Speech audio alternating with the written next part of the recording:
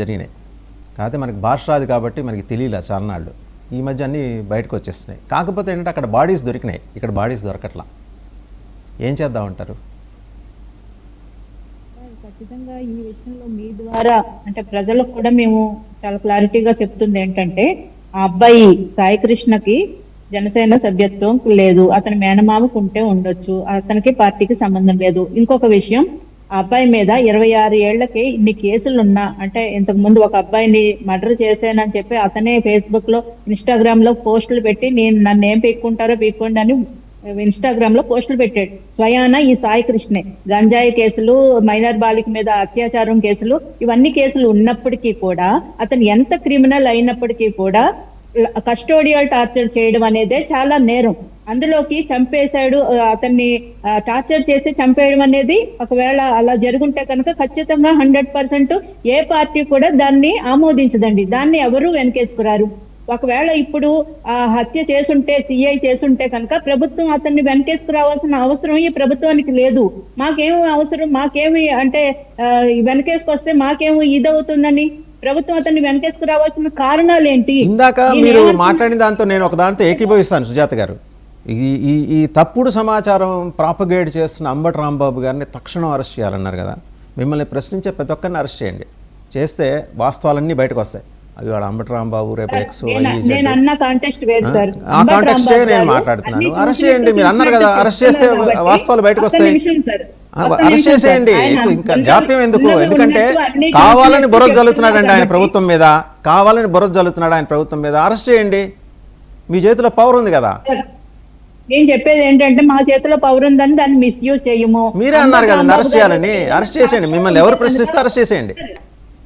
Sir, నేను చెప్పింది context నేను వివరించడానికి నాకు సమయం ఇవ్వండి. అంబటి రాంబాబు గారి దగ్గర చూసింది చూసినట్టు అని నా దగ్గర అన్ని తెలిసినట్టు పక్కనుండే చూసినట్టు చెప్తున్నారు. కాబట్టి ఆయన దగ్గరున్న సాక్ష్యాలు ఏమైనా ఉంటే కనుక పోలీసులు వాళ్ళకి సహకరించమని చెప్తున్నాం, వాళ్ళకి ఇవ్వమని చెప్తున్నాం. ఖచ్చితంగా ఇప్పుడు విచారణ జరగడానికి ఐపీఎస్ ఆఫీసర్ ని, సీనియర్ ఐపీఎస్ ఆఫీసర్ ని నియమించడం జరిగింది.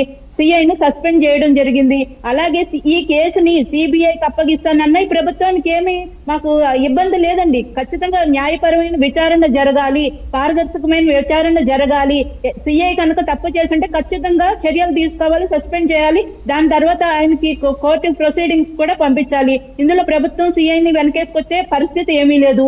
ఇందులో కులాలను ఎందుకు తీసుకొస్తున్నారు అనేదే మేము మాట్లాడేది. ఎందుకంటే అంబటి రాంబాబు గారిని అడుగుతున్నాను నేను, అక్కడ ఉండి మా కులానికి సంబంధించిన వ్యక్తి మా చుట్టము, మా బంధువు అంటున్నారు. అదే ఇంకొక కులానికి సంబంధించిన వ్యక్తికి జరిగితే మీరు మాట్లాడరా? అన్ని కులాల ఓట్లతో గెలిచిన మీరే కదా, మీరు కులం ప్రాతిపదిక ఎందుకు తెస్తున్నారు? నిందితుడు, బాధితుడు అని మాత్రమే మాట్లాడండి. ఇదే మేము అడుగుతున్నాం సార్. ఇందులో ఈ ప్రభుత్వం ఈ హత్య, ఒకవేళ హత్య జరుగుంటే దీన్ని వెనకేసుకొచ్చే ప్రసక్తి లేదు. ఖచ్చితంగా న్యాయపరమైన విచారణ జరగాలి, దోషులకు శిక్షించాలి. అది సిఐ అయినా ఇంకా ఎవరైనా కూడా, ఇందులో ఎవరు ఇన్వాల్వ్ అయినా ఖచ్చితంగా శిక్ష పడాలనే మేము కోరుకుంటున్నాం. ప్రభుత్వం కూడా పారదర్శకమైన విచారణ జరగాలని కోరుకుంటుంది. మీరు ఏ ఎంక్వైరీ కావాలని అడగండి, చేస్తారు. సిఐడి ఎంక్వైరీ కావాలని సిబిఐకి అప్పగించమంటారు, ఖచ్చితంగా అప్పగిస్తాం. అదే కదా ఆయన అడిగింది. అలా అడిగితే అరెస్ట్ చేస్తా ఉంటున్నారు కదా, మీరే అరెస్ట్ చేస్తా ఉంటున్నారు. ఆయన అడిగింది అదే, సిబిఐ విచారణ చేయమని అడిగాడు ఆయన అంబటి రాంబాబు. ఖచ్చితంగా సిబిఐకి అప్పగిస్తారండి. ప్రభుత్వానికి ఎటువంటి ఇబ్బందులు లేదు. సిఐని వెనకస్తు రావాల్సిన అవసరం మాకేముంటుంది? ఖచ్చితంగా అది తప్పే. కస్టోడియల్ టార్చర్ చేయడమే తప్పంటే హత్య చేయడం ఇంకా నేరం సార్. అది ఎవరు చేసినా తప్పే. ఇప్పుడు చట్టాలు ఉన్నాయి, కోర్టులు ఉన్నాయి. వీళ్ళు ఎవరంటే శిక్షించేయడానికి పోలీసులు? మీరు ఎవరైనా ఒక వ్యక్తిని అరెస్ట్ చేస్తే కొట్టి చంపేసే అధికారం మీకు ఎక్కడుంది? హెబియస్ కార్పస్ వేశారు. ఈ రోజు మీరు కోర్టు ముందు ప్రొడ్యూస్ చేయాల్సిన అవసరం ఉంది. కోర్టుకి ఏం చెప్తారు? ఖచ్చితంగా విచారణ జరగాలని మేము కోరుకుంటున్నాం సార్. మేము దాంట్లో ఏమి తప్పు పట్టట్లేదు. అంబటి రాంబాబు గారు ప్రశ్నించవచ్చు, జగన్మోహన్ రెడ్డి గారు ప్రశ్నించవచ్చు, మీరందరూ ప్రశ్నించవచ్చు. దానికి కూడా ప్రభుత్వం నుంచి మేము కూడా సహకారం అందిస్తాము. విచారణ జరగాలంటున్నాం. కానీ మేము అడిగేది ఏంటంటే, మీరు కులాల ప్రస్తావన ఎందుకు తెస్తున్నారు? ఖమ్మంపాటి శిరీష్ గారు మాట్లాడతారు. ఇందాక లెటర్ స్పీక్ అవుట్ అండి. శిరీష్ గారు మాట్లాడతారు. శిరీష్ గారు, ఇప్పుడు అంబటి రాంబాబు గారిని అరెస్ట్ చేస్తే ఆయన దగ్గర ఉన్న ఆయన కొన్ని చెప్పట్లేదు బయటికి. ఆ సాక్ష్యాలు కూడా బయటికి పోలీసులకి ఇచ్చేస్తారు కదా, అయిపోతుంది. ఇప్పుడు మనల్ని ఎవరు ప్రశ్నించినా సరే అరెస్ట్ చేసేద్దాం. మన వాళ్ళ దగ్గర నుంచి కావాల్సినంత ఎవిడెన్స్ తీసుకుందాం, రాసేసుకుందాం. ఆ ఎవిడెన్స్ని కోర్టులో ప్రొడ్యూస్ చేద్దాం. సార్, అంబటి రాంబాబు గారిని అరెస్ట్ చేయాలి అనేది కాదు, చెప్పే విధానంలో కొంచెం కన్ఫ్యూజన్ ఉంది అంతే తప్ప ఆయన అరెస్ట్ చేయాలనేది. ఒక తల్లి బాధలో ఆవేదనలో ఉన్నప్పుడు మనము తెలిసి మాత్రమే మాట్లాడాలి, పూర్తిగా ఆధారాలతో మాత్రమే మాట్లాడాలి. ఆ తల్లి తీవ్రమైన ఆవేదనలో ఉంది. ఆ బిడ్డ ఇప్పటి వరకు ఏంటి అనేది తెలియలేదు. అలాంటి సమయంలో మనం నిరాధారమైనటువంటి ఆరోపణలు చేయటం ఎంతవరకు కరెక్ట్ కాదు. అది ఆ కోణంలో మాత్రమే తను చెప్పారు. కానీ అరెస్ట్ చేసి ప్రశ్నించిన వాళ్ళని అరెస్ట్ చేసే ప్రభుత్వం మాది కాదండి. ప్రశ్నించే గొంతును నొక్కేసే ప్రభుత్వం కూడా మాది కాదు.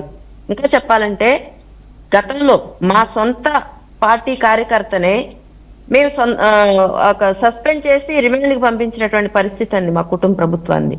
కాబట్టి ఇక్కడ ఒక తల్లి ఆవేదన, అలాగే అతని మీద ఏమి ఉన్నాయి ఏం లేవు అనేది అది సెకండరీ.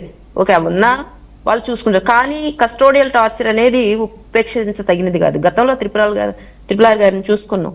కస్టోడియల్ టార్చర్ అంటే ఇందాక కృష్ణాంజనేయులు అన్నగారు అన్నారు, తల్లులుగా ఆలోచించండి అమ్మని. తప్పకుండా అన్న, ఖచ్చితంగా తల్లులుగా ఆలోచిస్తున్నాం కాబట్టే పార్టీలకు అతీతంగా, కులాలకు అతీతంగా మాట్లాడుకుంటే బాగుంటది అనేది మా ఉద్దేశం కూడా. కానీ గతాన్ని ఎందుకు తీసుకొచ్చాము అంటే, ఒక వ్యక్తి ఏదో సాధారణమైనటువంటి వ్యక్తి వెళ్ళి మాట్లాడితే దాన్ని మేము మాట్లాడం. కానీ బాధలో ఉన్నటువంటి కుటుంబాన్ని ఓదార్చడంలో ఎటువంటి తప్పు లేదు, అది అవసరం కూడా. కానీ గతంలో మనం చేసిందేంటి, ఇప్పుడు మనం చేస్తుందేంటి, కొత్తగా ఇంత సింపలైజ్ చూపించటం, ఇప్పుడు వచ్చేసి మీడియా ముందు ఈ విధమైనటువంటి మాటలు మాట్లాడటం అనేది మేము పర్టికులర్ గా చెప్తున్నాం.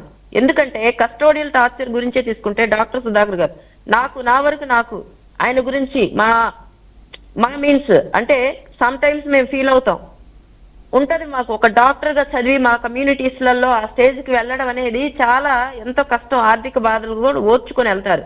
అలాంటి వ్యక్తిని పిచ్చివాడిగా, మతిస్థిమితం లేనివాడిగా నడి రోడ్డు మీద బట్టలు ఓడదీసి కొట్టి పిచ్చివాడిగా ముద్ర వేసి కస్టోడియల్ టార్చర్ పెట్టి ఆయన మృతికి కారణమైనటువంటి ప్రభుత్వాలు నడిపిన వ్యక్తి ఈ రోజు వచ్చేసి ఇలాగ మాట్లాడడం అనేది మేము ఇక్కడ పాయింట్అవుట్ చేస్తున్నాం.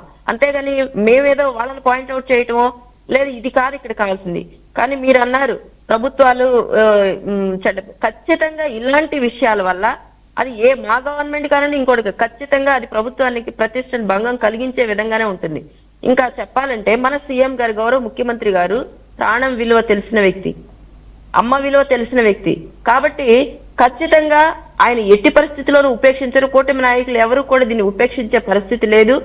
ఎవరు ఉన్నా, ఇందాక మీరు కొంతమందిని సంబోధించారు, కానీ ఎవరైనా సరే ఆధారాలు లేకుండా మేము ఎవరిని సంబోధించలా. మా దగ్గర ఉన్న బైట్స్ మీకు చూపించాను.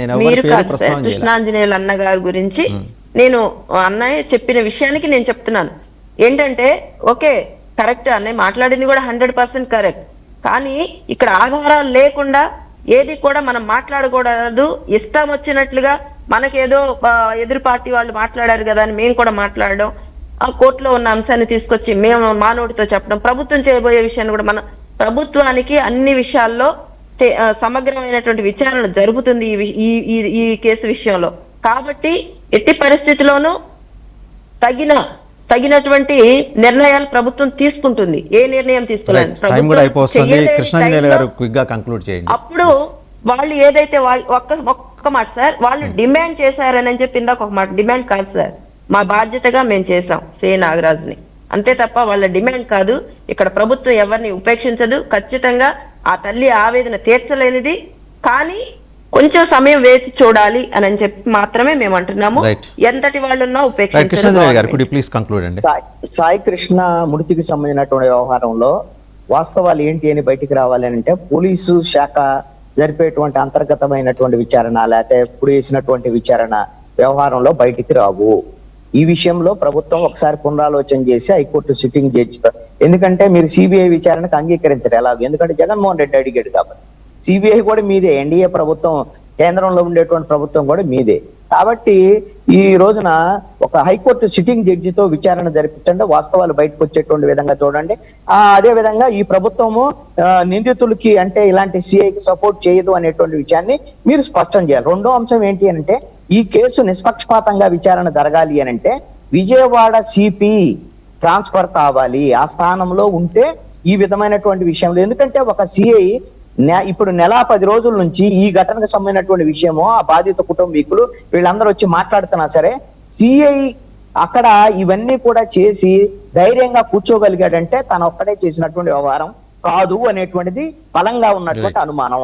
దీని వెనకాల సిపి సపోర్టో లేకపోతే ఏసీపీ సపోర్టో, పోలీస్ శాఖలో ఉన్నటువంటి ఉన్నతాధికారులు, లేదంటే రాజకీయ నాయకులకు సంబంధించినటువంటి అధికార పక్షానికి సంబంధించినటువంటి వాళ్ళు ఎవరో సపోర్ట్ ఉండి ఉండొచ్చు అనేటువంటి అనుమానాలు బలంగా ఉన్నటువంటి పరిస్థితి ఉంది. అందుకని నిష్పక్షపాతమైనటువంటి విచారణకి ప్రభుత్వం ఆదేశించి హైకోర్టు సిట్టింగ్ జడ్జితో విచారణ జరిపించేటువంటి విధంగా చూడాలి. ఒకటి నేను చెప్పగలండి, ఆ బిడ్డ చనిపోయాడా లేడనేటువంటి విషయాన్ని ఈ రోజున మనం మాట్లాడటానికి సంశయించాల్సిన అవసరం లేదని ఎందుకు చెప్తానంటే, తల్లి చెప్తోంది ఈ రోజున. ప్రతి తల్లికి తన బిడ్డ యొక్క పరిస్థితి ఏంటి అని ఆ తల్లి పేగుకు తెలుసండి, ఆ బిడ్డ చనిపోయాడా బతికున్నాడు అనేటువంటిది.